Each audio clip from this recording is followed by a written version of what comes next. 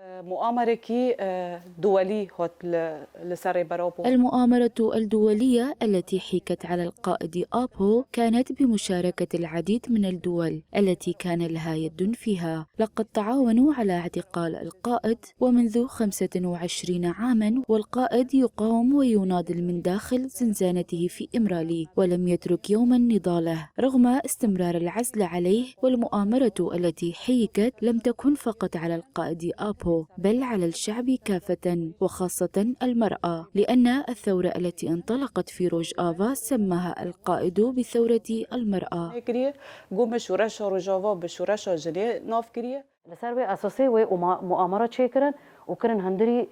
حكوا مؤامرتهم واعتقلوا القائد ظنا منهم أنهم أنهوا فكره في سجن إمرالي، ولكن في العالم كله ليس هناك قانون يجيز سجن شخص عظيم كالقائد، خاصة بعمر 70. ولكن العدو تخطى كل القوانين واستمر بالعزلة وتشديدها، ونحن نعلم أنه ليس هناك أي قانون يسن بقاء شخص تخطى 70 في السجن.